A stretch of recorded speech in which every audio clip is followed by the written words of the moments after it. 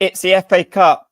We're AFC Bournemouth. We don't make it easy for ourselves. This is Cherries in Focus, episode 25. We are live and interactive on YouTube and Twitter. We are also on your favourite podcast. Aaron's with me, Steve's with me, and we would like you to subscribe to Cherries Red Army as we chase down 2,000 subscribers. Hit the like button and use the comments if you're watching this back on replay. That chat is open. Do say hello and do give us your thoughts from the weekend and that cup draw. We'll discuss it all this evening. Aaron Kaye, there were many fans on Saturday at Loftus Road. I wasn't able to see you because you were in the lower tier. I was in the upper tier. It's quite tight at Loftus Road, but it was a good away day. We'll talk about it. How are you? How was your weekend? Yeah, good. Made better by the win. Go into it in more detail, obviously. But yeah, it was a very strange one because you lot were all up in the upper tier. I knew other people in the upper tier and we couldn't see each other, couldn't hear each other. We didn't know if you could hear us. So yeah, it was like two separate away ends, but enjoyable. I was right at the back of the lower tier behind the goals, so I had a really good view of all 5 goals. So yeah, happy that we're on our way. Also got Steve Hensman this evening. I did see you at Rownham Services after the game, and we were having smiles on our faces just about, I think, 45 minutes of the first half. I think we were all a little bit down, and we know that Andoni must have got stuck into that side, and we'll have lots to discuss. But how are you? How was your weekend? Yeah, it's it turned out well in the end, didn't it? So yeah, all good, and glad to be back on after a little hiatus on the continent. I was just saying to the boys off air, I'm just getting pretty warmed up for our European tour next season. Definitely, you'll have to tell us how we get to France or the easiest way to do it. We just jump in with you, Steve. Maybe that's the easiest way to go. Let's see who is joining us in the chat this evening. Chris Hubble, good evening. How are you? Mark Singleton, thank you very much. We've also got Mark Cole, Stephen Dye. We've got Paul from Australia, Luke Andrews. Omid, good to see you back on a stream. We've got Nick Osborne. Steve's in the chat, who might talk to you as he's speaking. He can do 2 things at once, unlike me. But Aaron, we are going to have a look at the fixture. It was meant to be a good day out for us. QPR were in no form. They haven't won in 6. They've got real big issues in the Championship. But it's not that easy in football, is it? And the FA Cup just doesn't play like that. No, look, I mean, I kind of rocked up. We all rocked up on Saturday. It was a pleasant afternoon, thinking this would be, a very enjoyable game. Didn't feel any nerves or stress, unlike the league games. One of my best mates is a QPR fan. He said we could put our under-10s out and beat them. He said that to me on Friday. So I was confident. I was even more confident when I saw the lineup. Other than the safety blanket of Dom not being on the bench, it was a very strong team. and really excited and hoping to see a few goals. But having said that, you know, we can see from a lot of the other games over the weekend that whether you're home or away to any team in any division, it's not easy, the FA Cup. And so it proved. So, yeah, the first half definitely didn't go to script. Was I worried? Yeah. I mean, at half time I was worried because I couldn't really see, based on that, you know, that first half performance, we were going to get anything from it. We just didn't look up for it. There were so many players just not performing, and key players missing really did stick out like a sore thumb. So, but yeah, look, it made for an exciting afternoon at least. And I think once we got that first goal back, I was confident. I'm sure we'll go into more detail about players and the match in general. But yeah, look, it's all about, as Andoni said at the end, it's all about getting through the draw. That's all that matters really. Whether you win 5-0 or 3-2 doesn't really matter. We were in the hat, and that's all that matters. It's always a fine line, Steve, between trying to do well in the competition. We've always taken the Premier League as our most important competition, but this season might give us an opportunity to actually go deep into the FA Cup. Does Andoni stick with the players that are performing, getting points in the Premier League, or does he give a run out to some players? And he found a balance, I thought. I was quite happy with the lineup, which we'll see on the screen in a bit, but it is quite difficult because I felt like the only way we struggle with this fixture is if we don't respect it and we feel like we just turn up, and that's maybe what we did in the first 45. Yeah, I think like Aaron said, we were all overly confident a bit, weren't we? We were sort of coming into this game. I know we'd lost to Spurs, but apart from that, we've been playing really, really well. You know, the whole vibe around the place is upbeat, and we're all sort of well into this in Andoni system and his way of playing now.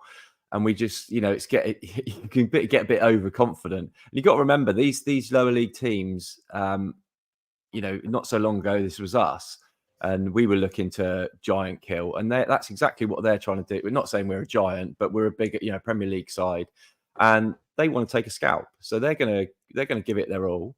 I mean, the first half, it was.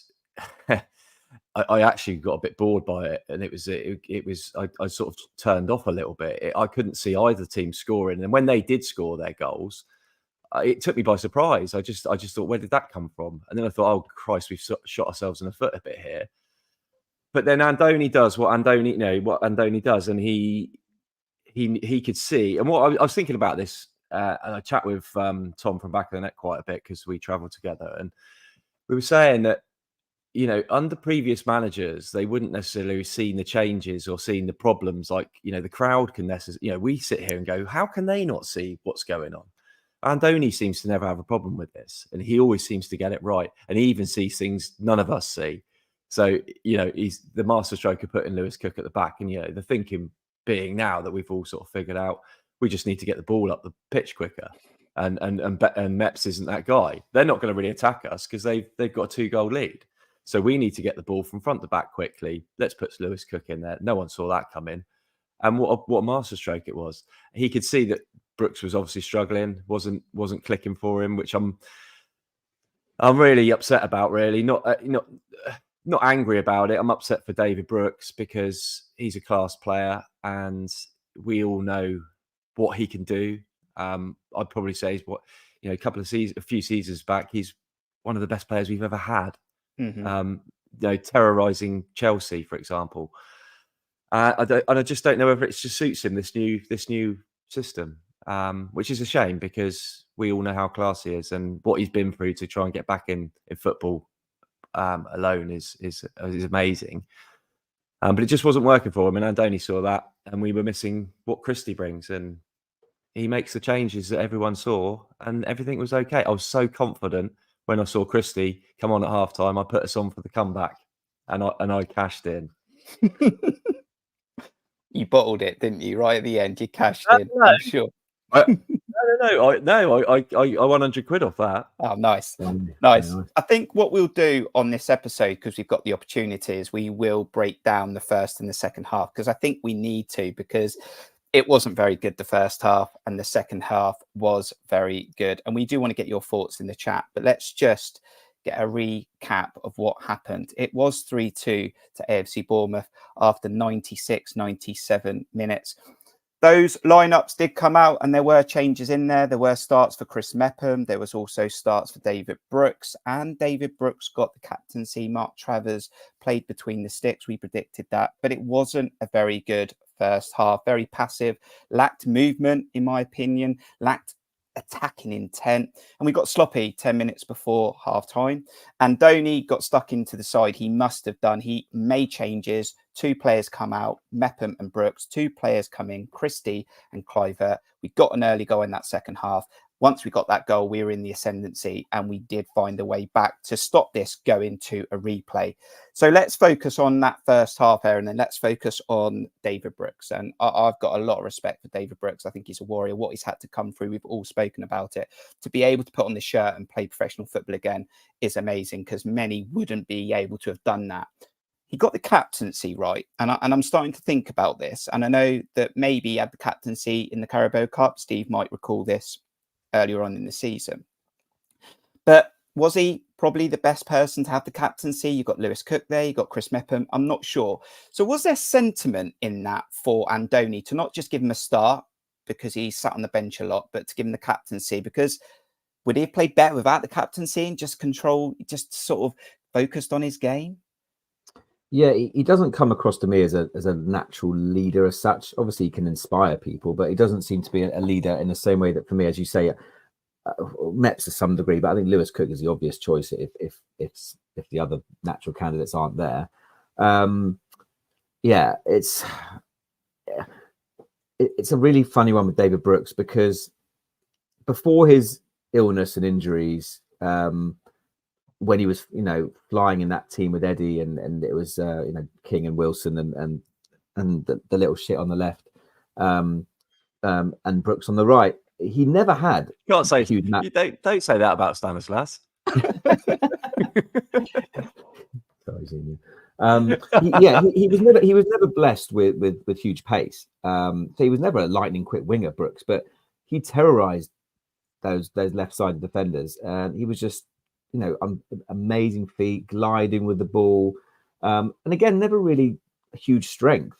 So I know people say, I often say now, he doesn't really fit into this system because he's not quick and strong. Like, I've got a very quick like Sinistera or Tavernier or Semenya, or strong like Semenya, strong like Dango, quick like Dango. So he's not the type of winger that Andoni wants to see. It fits our system, but he hasn't necessarily lost the pace or lost his strength. He never really had either of those in the first place. I think a lot of it is purely game time. To come on in spits and spurts, even if you're playing against a championship team, it's not easy without the game time. He's missed so much football in his career. He had glandular fever for over a year and a half for Sheffield United.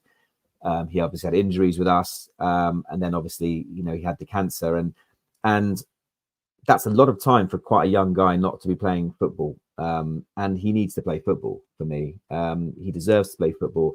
A couple of years ago, the thought of David Brooks leaving was devastating, because he was the one I wanted to hold on to. He was the one who was going to fire us to promotion. He was the one, he's a Premier League quality. He's proved it. I do wonder now, though. I wouldn't want to see him go. I wouldn't want to see him leave permanently, but I think he has to go out and play football. And I think there's enough cover now, either centrally or on the wings, to make that happen. And as I'm saying it, I can't even believe I'm really saying that. But we need it for the national side as well. Well, yeah, I mean, he needs to go and play football for himself. For David Brooks, first and foremost, as Steve said, obviously the Euros are coming up, but first and foremost, he's a young lad who's hardly played much football in the last 3 or 4 years, through various reasons, and he needs to play regularly. Simple as that. If he then goes and plays regularly, whether it be in a championship or another Premier League team, like Sheffield United, for example, I don't know, but then that can only benefit us if then he comes back and he's our player still, and he can prove himself next season, or maybe it's just not meant to be. But yeah, the other thing about him, the downside is, and this is maybe I'm reading too much into it, he just didn't look that interested on Saturday. He didn't have any inclination to stay wide, bomb forward. Max Aarons was getting increasingly frustrated with him, like literally pulling his hair out. I could see he was shouting and screaming at him. He just, every time he got the ball, he slowed it down. It was at walking pace, and I was thinking to myself, David, come on, you've got to, you should be proving yourself in these games. This is a chance to try and get back in. And it wasn't surprising he came off, because it just as I said, I'm sure it wasn't a lack of willingness, but it just seemed like a lack of urgency, it just didn't look like he wanted to be there, and that was the biggest surprise for me. I mean, David Brooks is a winger. He's an attacking player and he's done very well for us, especially in the Eddie Howe era. Luke Andrews says, don't know how Brooks fits in, Steve. Probably our most gifted, skillful player, but lacks strength. He also lacks tracking back, and he did get frustrated, or Max Aarons got frustrated with him, especially in one point where Max Aarons was looking for a gap and he didn't want it, and he wanted it to feet, and Max Aarons wanted to play him through. And he wasn't the only one. It was a bit of a different type of performance that we've seen of late, Steve. I think Philip Billing again didn't look like he was fully ready for the first half, and we were a bit slow. We weren't forceful with what we were trying to do. I felt like QPR were aggressive. They gave a game plan to try and disrupt us in the middle. The striker was a handful. Senesi didn't deal with his pace in the first goal. And the whole team, in a sense, really struggled and didn't adapt to the game. And that's shocking, really, because we were the Premier League side, 12th in the Premier League, and they're struggling, as I said, for anything. They're not scoring many goals, and they got 2 in the first half. Yeah, and let's not forget they're missing some decent players as well. Ilias Chairs away on AFCON. Yeah. Chris Willock's out, I believe. Was it Joe? I can never remember which one's where. But yeah, Chris Willock. Yeah, it's Chris Willock, isn't it? Yeah. So and we didn't look.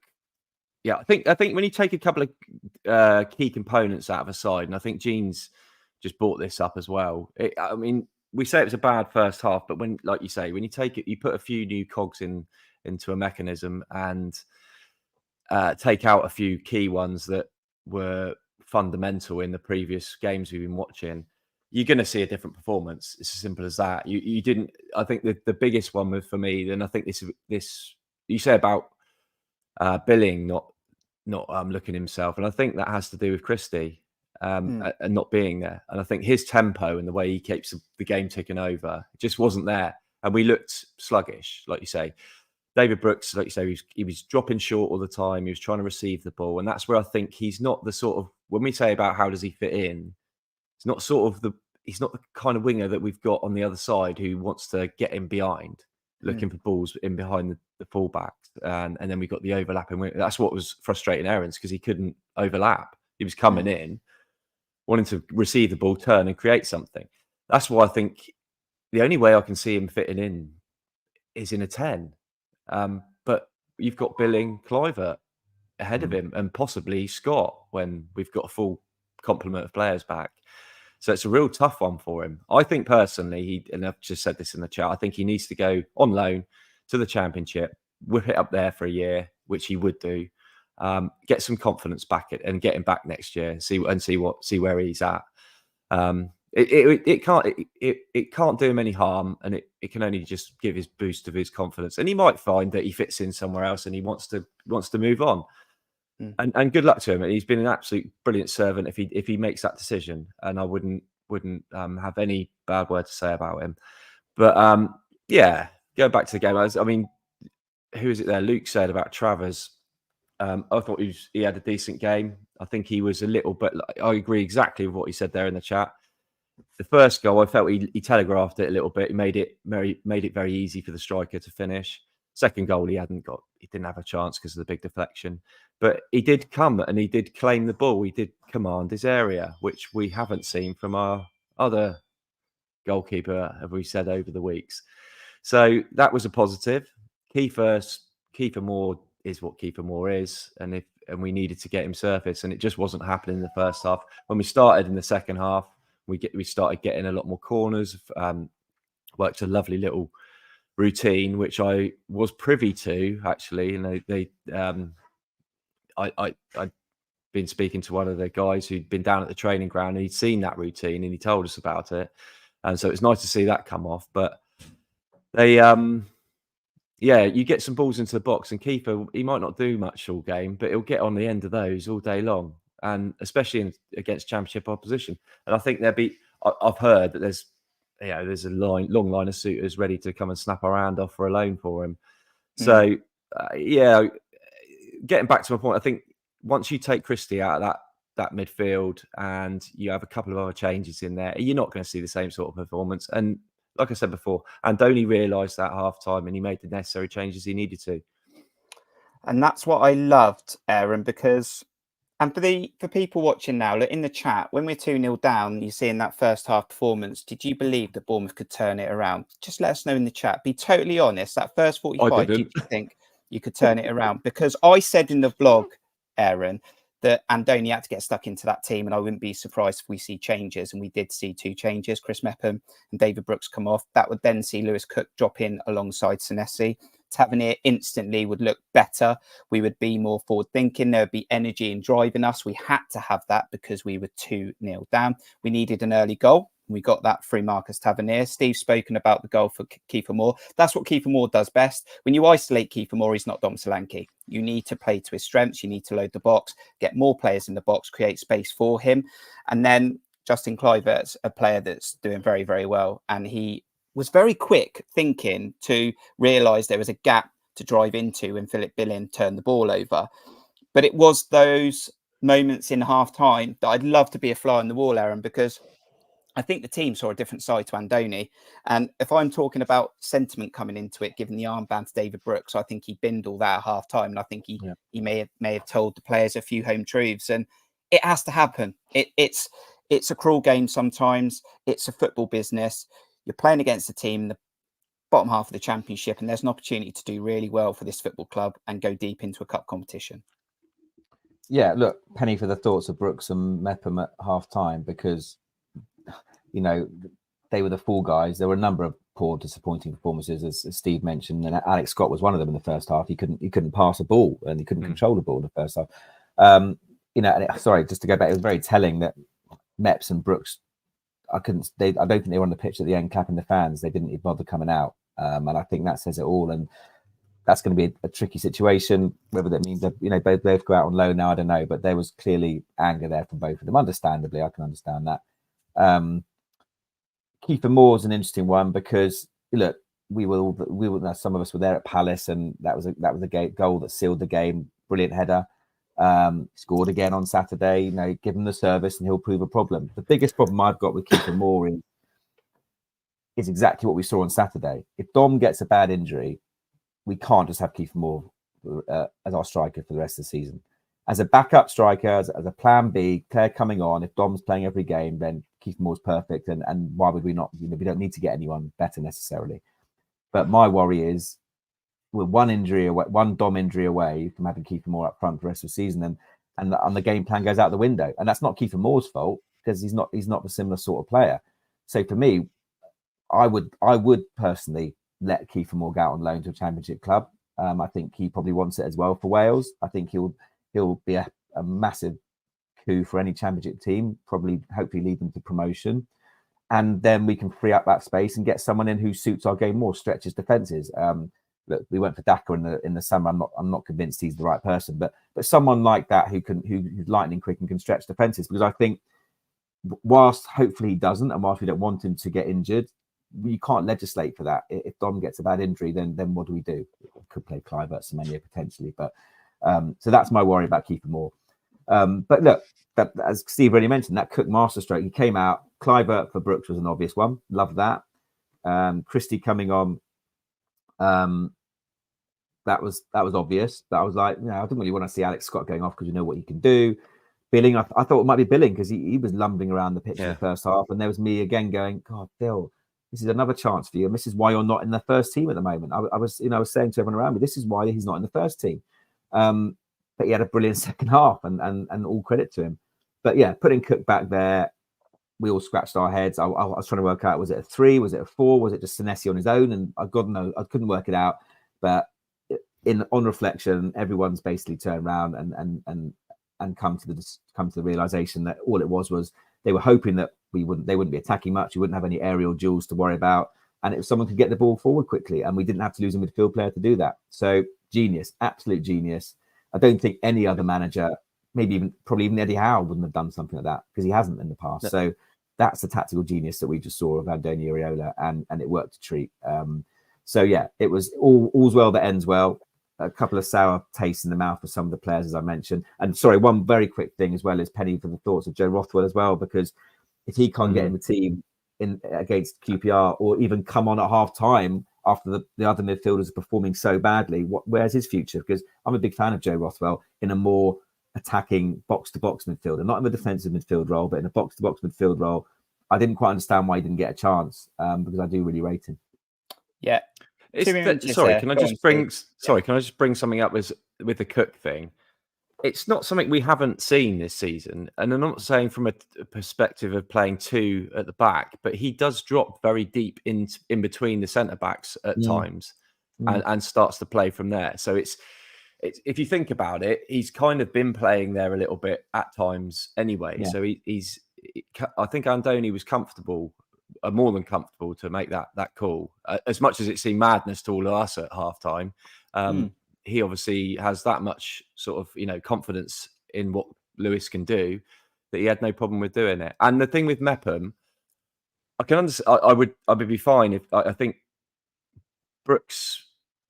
I think for whatever reason let himself had a poor showing. I don't think Mepham let himself down at all. I thought Mepham actually did okay. I thought he was even doing drag backs and going past strikers at one point. And I thought he was quite neat and tidy, but I think he was just a byproduct of how the first, his substitution was a necessary because of what happened in the first half. I don't think it was necessarily he had a bad game. It wasn't great for the second goal. I thought he backed off. Aaron no, maybe not. But other than that, you're right. You're right. But given that interview he gave in the week, but the guy hasn't played a lot of football either. So no, exactly. But if you heard his interview in the week with, I think it was with Soden, I can't remember now, where he basically was saying that he's got to look at all his options. He's obviously not happy not playing. Sure. He said it in a very nice way. Yeah.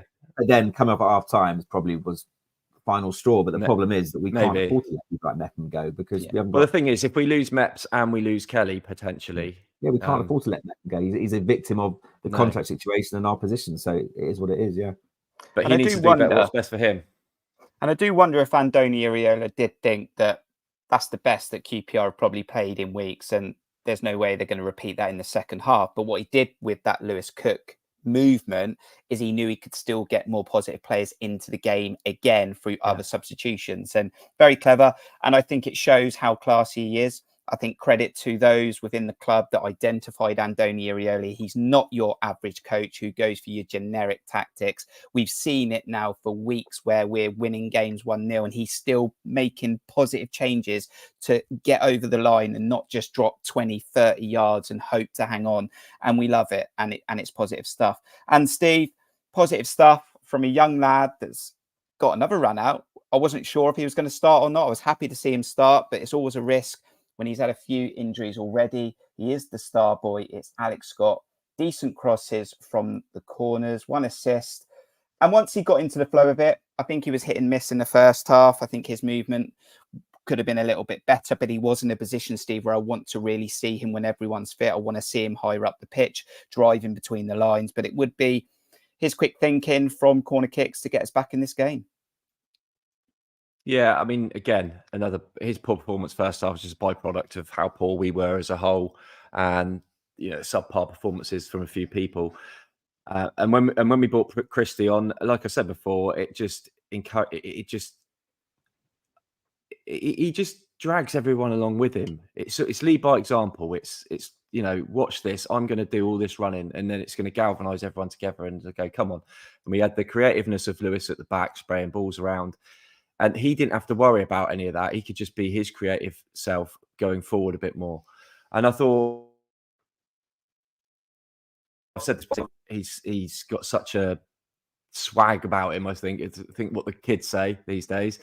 But he can glide past players. He can pick out passes. He can do his best work, and he's not. He will have a shot as well. I know we didn't see any on the weekend, but I think we'll see some goals from him, because I think, for me, there's been a lot of talk what he actually is and where he actually fits in. I'd like to see him in the 10 personally. I think that's where I think he'd be most devastating personally. But of course that creates another dilemma in Kluivert and Billing. But what was good to see was that Kluivert, we've pretty much seen him play right across the front three, haven't we? And we've even seen him play striker at times. So it's good to have that versatility from Kluivert. So if that did happen, because I'm pretty sure that he would find a place for Kluivert, and I'm pretty confident that Kluivert would fit in nicely wherever he wanted to be played. Aaron, Ryan Christie, I think he thought he was going to get a day off, and he was called. Go and get your kit on. We need you. We need your energy. I don't know how he does it. I mean, he just runs and runs and runs. What, £2.5 million? When Kiefer Moore equalised, he was celebrating with the fans. He was punching the badge, whatever you want to call it, and he was massive. And he creates that movement. He wants the ball. He wants to win it back for the team, and he creates space for other attacking players to do what we can do. And we scored 3 goals in that second half. But Ryan Christie, Andoni loves him. He's becoming indispensable, isn't he? Like he's such a vital cog in that whole team. I think the spine of our team now, Zabani, Christie, Solanke, all 3 of them are missing on Saturday, and it showed. But Christie, it's just that new position for him is just no one's going to take that off him now. He's the box-to-box player. He can get forward. He's cute with his passing, his work rate, everything, and he just upped the tempo. And I think everyone, as Steve said, everyone around him up their tempo as well. You kind of vibe off him, really. He's the Duracell bunny running around, but everyone else is kind of getting like the magnetic pulls from him. And leads by example. I don't think you can call him the Duracell. I've said this before. You can't call him the Duracell bunny because he just never runs out. Yeah, you're right. It's like he's plugged into 230 mains. Right. He's never ending. Yeah, he's fast becoming one of my favorite players in the squad. I absolutely love him, and I think. He's so vital to us in everything. And it begs the question of if he got injured, because we've seen what it's like when we don't have him. I'm hoping that Tyler Adams is this, same sort of intensity. I've heard he's a very busy player, Tyler Adams. I haven't seen it. I've seen the 20 minutes he played against Stoke in the Cup. And of course, he just came back from injury, so he didn't really do a lot. But I'm concerned if Christie gets injured, that's a massive thing. I just want to hope that somebody else can. I mean, Lewis, to give himself credit, I think he's become a breath of fresh air this season because we were all sort of debating where he would fit in. He could play that role. And I think his energy levels have increased as well, along with Christie. So I think. The pair of them. I wouldn't worry, Steve, because Andoni will probably put, he'll probably put Mark Travers in there, and it'd be fine. It'll be unbelievable. As soon as Dan goes back, we're fine because he'll just play wherever he wants to play, and it's just. But this is what I said before, wasn't it? We said when things weren't going right for us, and I basically made the point it's down to Andoni to find the answers to the problems, and I did mention. At one point, what everyone's thoughts were about Christie going into a central role because he's got the energy like your Harry Arter used to do. And I'm not saying that's down to me, but he's also played bringing Dango into a left back role when he's had to. So he's obviously seen he can see these little traits that players have that mean they can fit into these other roles and systems and what have you. And he seems to get it right every time. So I mean, massive. Kudos to him. Brilliant. Yeah, because fair play to you, Aaron, at Nottingham Forest. I didn't see the Dango at left back, but you instantly went, it's his aerial ability and pace. That was the only thing that I can remember you saying in the pub that was the reason behind playing Dango at left back. He's got every attribute you needed to play. He's bloody quick, right? He's strong and he's brilliant in the air. He's only, as I said, I was a little bit worried about whether he'd do any rash challenges, but that Forest play out game from the back. I was worried about us trying to play out from the back and how. At the end of the day, although he's had his moments this season where we've all been a bit like, oh God, blimey.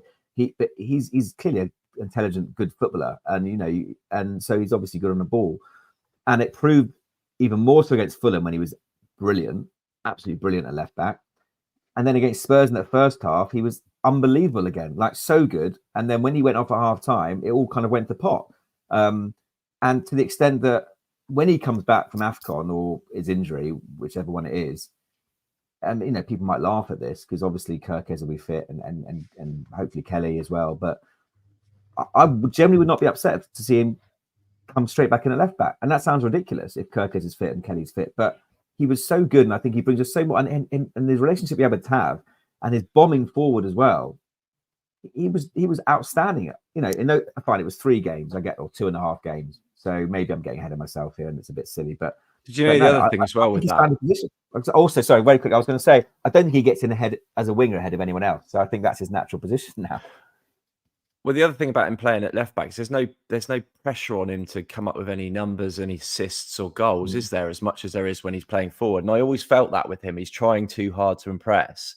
And that's where his touch was letting him down, and he sort of overthinking it and running down blind alleys and not really doing what we thought we were going to get from him. But when he's in a fullback, he hasn't got that pressure on him. He can just do his job. And like you say, you get up and down that wing all day with his physicality. He's good in the air. He's not bad. He tracks his runners. He's quite actually. I was really surprised on how well he did with his defensive capability. It was like he's done it before, but I don't know if he has. But he seemed to slot in there perfectly. But this is, again, Andoni picking out that and saying, this guy can do that, and having the confidence in him to put him there and trust him.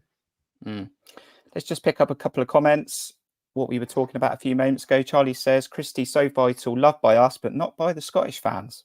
Not sure about that one. Is he not? Don't know, but Charlie might know. Interesting, isn't he? They McGinn plays as well in the same team, same position, doesn't he? Who's that? John McGinn plays in the same position. Well, Christie doesn't play wide for Scotland. He plays more central for Scotland. Always has done. And Terry also says, I'm afraid the new members of the team have overtaken Mepham, Brooks and Billing. Not sure why Rothwell is not fancied. He is an excellent player. Look, Steve, we're not going to weaken our team in January, but summer might be interesting to see if there's another bit of movement.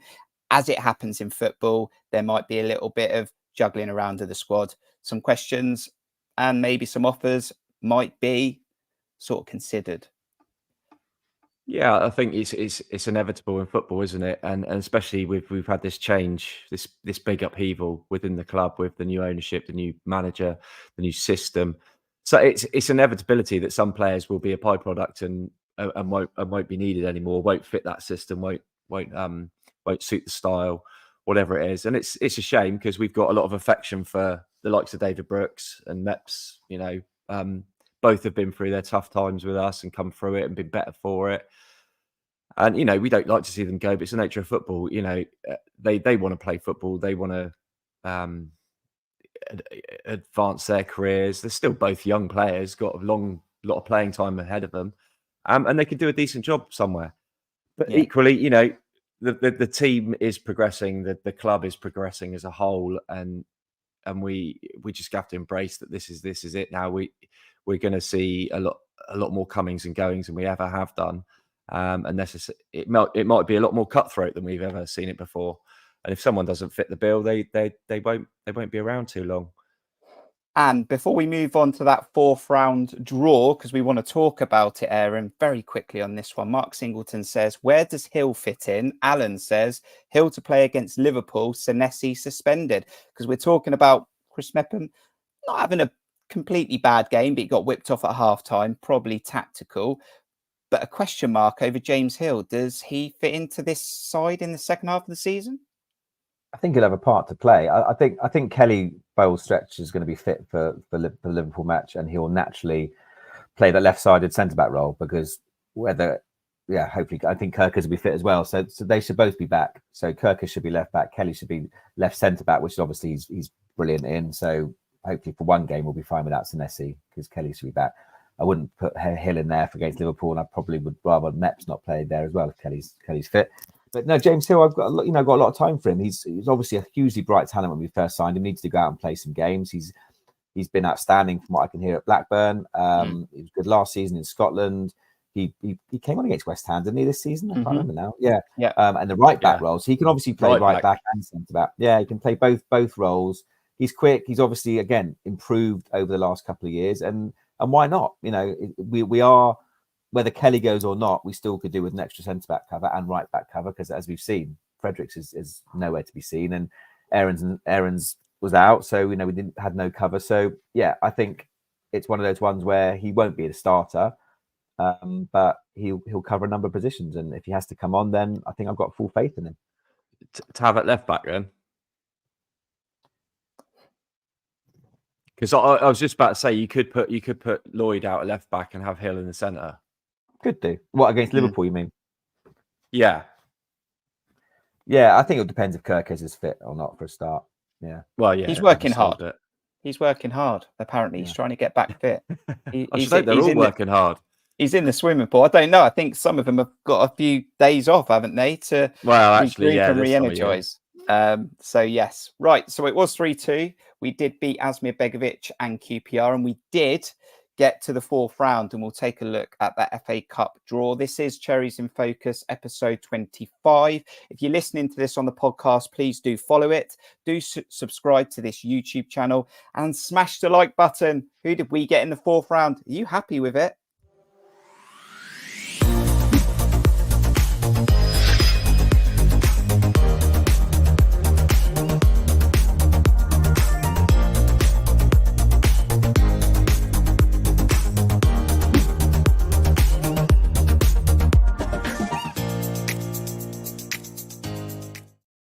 So what was it going to be? A home draw, an away draw? Was it going to be a favourable side that we come up against? Well, I think it is actually. It's Swansea City again, Steve. We had them earlier on in the season in the Carabao Cup. We got a very, very good record against them. Looking at the draw as a whole, there's more Premier League fixtures. So more Premier League teams might exit this competition. And I think we should be targeting this, like QPR, to do very well, make the fifth round, and you never know, this cup competition could open itself right up. Yeah, absolutely. I mean, I'm just pleased that I don't have to go to Swansea again, so that's a bonus. But yeah, I mean, Andoni will undoubtedly, he said many times before, he likes the cup competitions. He wants to use them he just enjoys them. He sees it as a good thing. We've had previous managers in the I hate to bring up the old management, but Eddie never used to really care too much for the cups, did he? He wasn't really much. He was always prioritising the Premier League, which I think he had to in the situation we were in at that time. But Andoni seems really like he wants to attack these cups, and I'm all for that, because what would we, not everybody will remember going to Wembley, but one of the highlights of my AFCB supporting career, it's not that it's a career, but my love for Bournemouth, but what a day it was. Even though we lost, it was still fantastic, and to get something like that for the next, this current generation of fans, it may not have been. It would be absolutely immense. So, I mean, Aaron said off air, didn't he? And I'm just going to should we tag it up? What Aaron said? I've got to clip him. What did you say? More than happy to do it. Go on, We're Aaron. going to Wembley. We are nailed on going to Wembley this season. I'm not saying we're going to win it. I'm not saying we're going to get to the final. Much as I hate it, the semi-finals are at Wembley. We will get to at least semi-finals, and we will go to Wembley this season. I mean, either way, it's going to get clipped up. You'll either be a winner or you'll have egg on your face. Not really. We're doing we don't have many days out at Wembley, do we? Stephen Dyer is happy with the FA Cup draw. AFC Bournemouth Germany says Swansea isn't the most exciting draw, but I'd 100% take it over exciting draws like Manchester City or Liverpool. Steve Connor's happy to have another home game in January. Stephen Dyer does like the draw. Phoenix, I hope I don't jinx it, but we seem to be Swansea's bogey team. We have a very good record against them. Go on, Steve. That good record has to come to an end at some point. That's the only thing. Yeah, that's what. But recent history will tell you that we should and form and league position should say that this is all in our favour, as long as we don't take it for granted. And the QPR game was exactly as long as we needed. Yeah, and we've kind of done this in the in the Carabao Cup a little bit as well. The first half against Swansea equally was poor. Same against Stoke. So we, let's not, because as I said before, these teams in divisions below us will see this as it's big for them. It's bigger for them than it is for us, as in financially. I'm not saying that Swansea is struggling financially, but they want to scalp. So they will target it and see it's a kind of a free hit to them, isn't it? They'll go at us. I'm sure they will. But we should have more than enough to cope with them. This is what disappointed me on Saturday, is that even with all the changes we had, I thought that should deal with this team quite easily.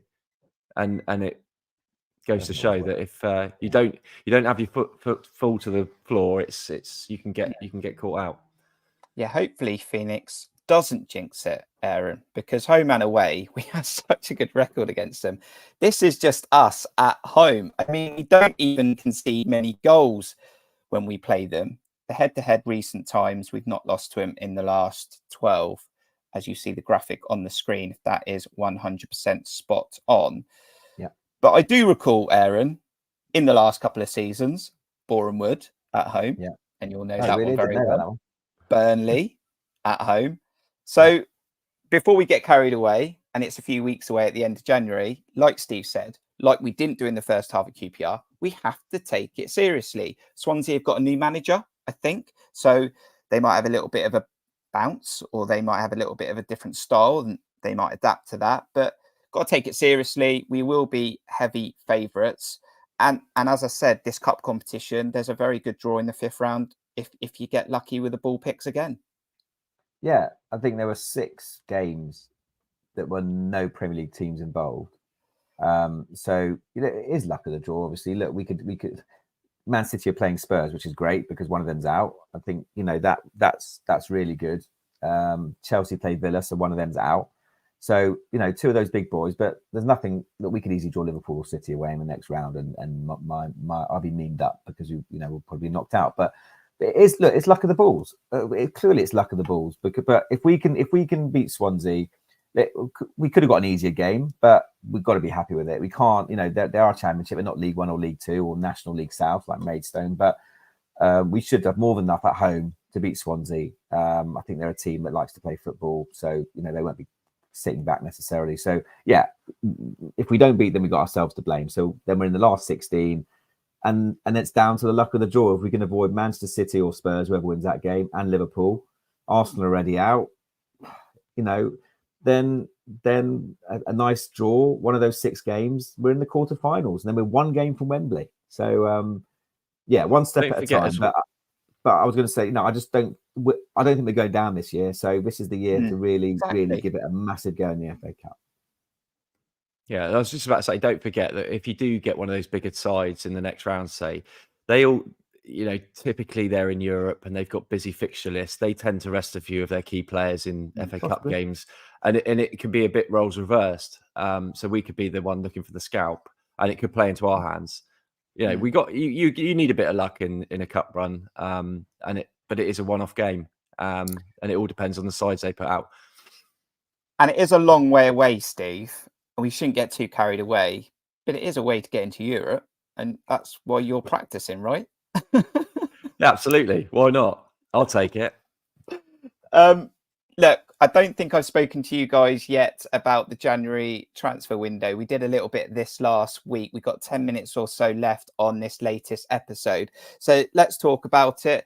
Bill Foley said that we aren't going to be that active. It's more going to be dependent on players going out to see if we do some movement coming in. I know we're sort of in for a holding midfielder, a young player that might go back out on loan with the model that Bill Foley's creating. I'm not sure how that strong interest is.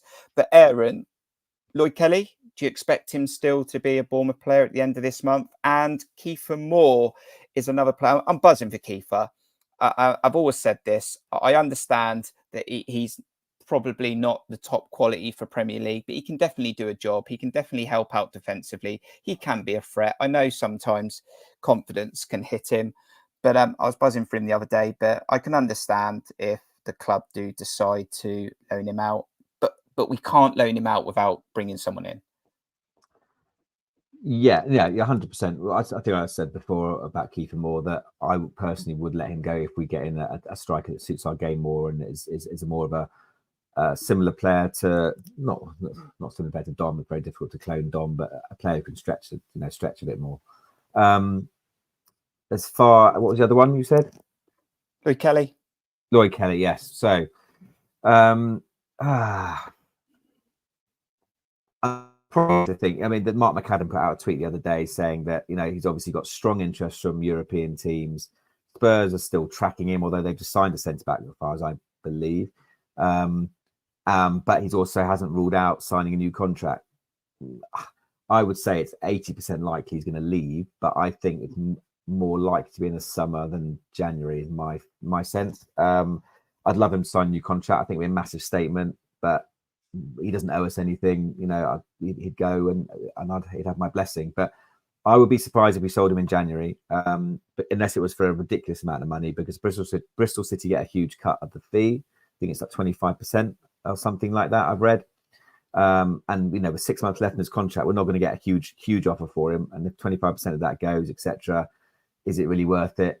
Would he want to then go in the summer? He gets a bigger signing on fee. So my personal opinion is it's kind of the middle road. Like for me, getting rid of him in January will be a disaster. Him signing a new contract will be amazing. Him going in the summer will be a middle ground where we can then got the summer to replace him and got him for the rest of the season. I really hope he stays with us for this season. And then maybe we can then tempt him if we get European football. Then maybe we can tempt him to sign a new contract. But that's my hunch. I've got no idea. He could go next week for all I know. I've got no idea.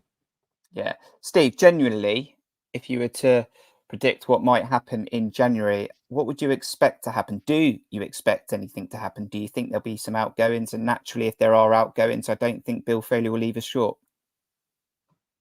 No, he can't do. He can't.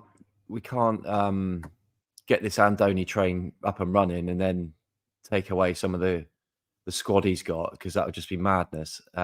He's done. You know, he went through such a tough time to get us up and running, and you inevitably some of these players aren't going to fit, like we've spoke about. So I'd expect at least a couple to go out. I think if not on loan permanently.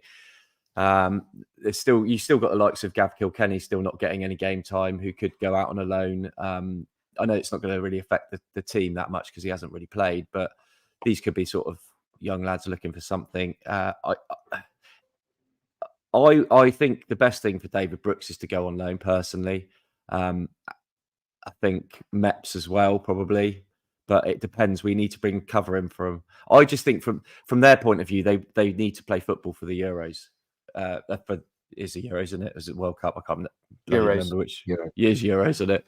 Happy if he goes to Southampton. Who? Meps? Brooks? Well, I suppose we owe him a few, don't we? I was going to say. I mean, it's nice. We've had a few off them in the past. I mean, it's easy. So he won't have to move out or anything, will he? No, yeah, true. I did say, I think when Bill Foley took over, that it'll be nice to see us start feeding them rather than them feeding us Shane Long. But yeah, I mean, you could do that. Could be an option, because, like Aaron's just pointed out, it wouldn't have to be an upheaval for him. It's still a decent standard of football. Marcondes is another one. Who could? He's not doing anything. Could look to get a move. The Lloyd Kelly one for me, I would pull out all the stops to keep him personally. Dependent on what his mindset is and what is that then? Is that making him the highest paid player in the squad? Yeah, that's a difficult one. I think as much as you can do, yes. I think he's worth it, and I think he's only going to get better under Iriola. I think for me, I've seen a better player under Iriola than I've seen previously under different under previous managers, and there must be something in it. He must see what's developing. The players must see what's developing. What would stop him? Because the stadium is on its way. I suppose the only thing that would stop him is the draw of playing for one of these big glamour clubs like Does Milan. He play every week?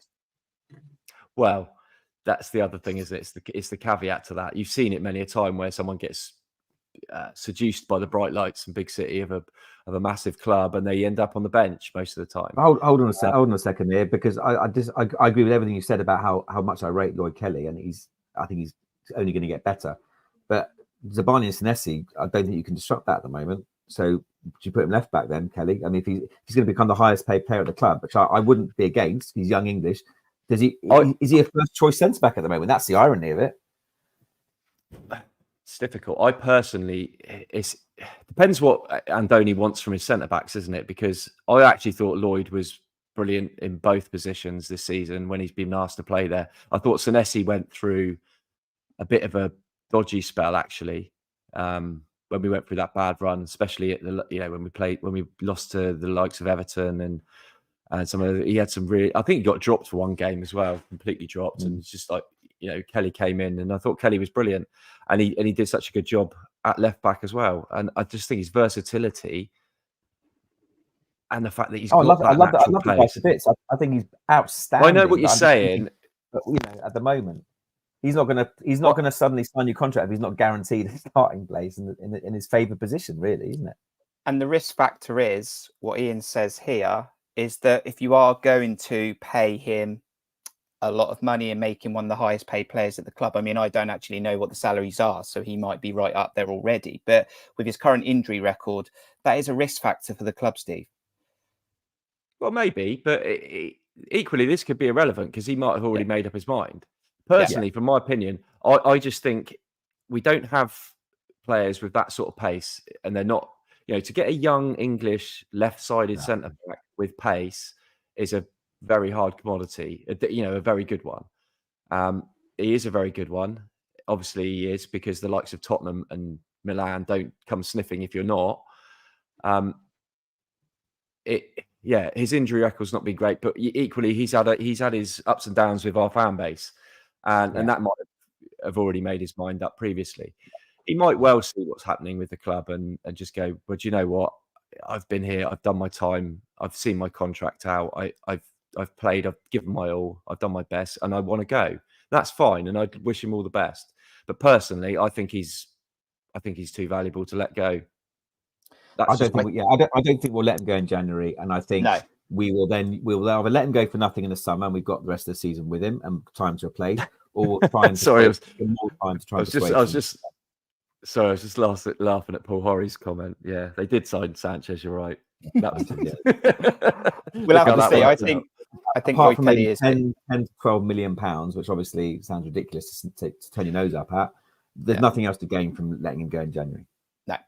No, I think he stays with us until the end of the season, and then maybe the club can have one final push to try and see if the deal can get done. But Lloyd Kelly has been fantastic for us this season, and in the last season and a half, good to see him really return to some decent form under Andoni Iraola.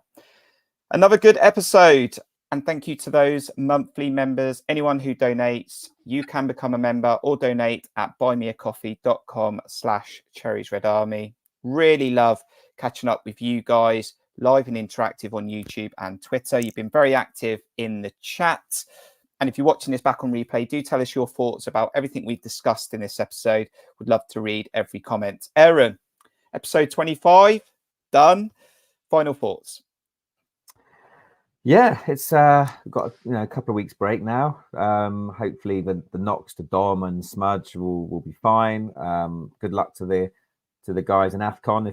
I still don't know if Dango's gone or not, but if it has, good luck to him. Good luck to Antoine.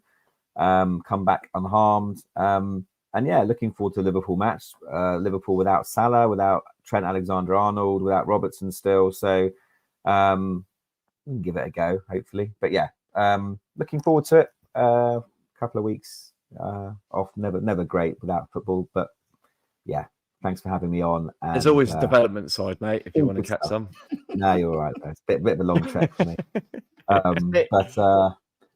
All good, and things are all going in the right direction still. Steve, good to see you back. We did the R's. The Swans are next in the FA Cup. Your final thoughts on this episode 25?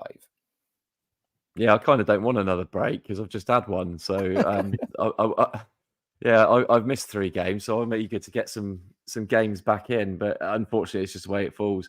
But look, it's going to be. I think we'll have an interesting few weeks with rumours and Twitter stuff flying around of who we might sign and who might go and who might come, sort of thing. So it will be all things Bournemouth, I'm sure, go moving forward, and I'm sure there'll be something we don't see coming. There usually is 1 or 2, maybe, and I still think I still think we, like we've spoke about earlier, we need someone to come in and back up Dom, because if Kiefer goes, which I think he will, if not for a loan, I think, and that's the thing I'm struggling with the most, is that who would be this striker? I think the chat should have a little think about that for next episode. Come up with some options. Not easy to try and convince No. a decent striker to come and play potentially second fiddle to Dom Solanke, but we'll talk about I see that. Paul Horry going on about Sinclair Armstrong. I did speak to a QPR fan, and he said he's a bit hit and miss. I thought he was quite impressive. He was a handful. Strong. He was a handful. Can I just say something about him? He was giving us a torrid time, and I was like, "Line, this guy would be good." And he scored 1 goal in apparently 47 games. Yeah. Did you see his celebration? Because that went to compound the fact he doesn't score a lot. He needs to practice on that. His knee slide. I thought he'd done himself an injury, because his knee just embedded in the ground, and he went over emotional. So funny. Yeah. It's when they try and recover it and like try and make out that's what they're meant to do, and you're like, you so didn't. Like, you got it all wrong. Just deal with it. Just take it on the chin. Right. Yeah. Thank you very much for joining us on episode 25 of Cherries in Focus here on Cherries Red Army. Do subscribe to the channel. Do hit the like button. Thank you to Aaron. Thank you to Steve. Thank you to all the fans that joined us live and interactive, and any fans around the world that watch this back on replay. We'll come back next week, because guess what? We got Liverpool at home at Dean Court, and I don't think they got Mohamed Salah, so we've got a chance. Until the next one, we'll see you soon. Up, Cherry. Hey, Sarah, whatever will be, will be. On the next one.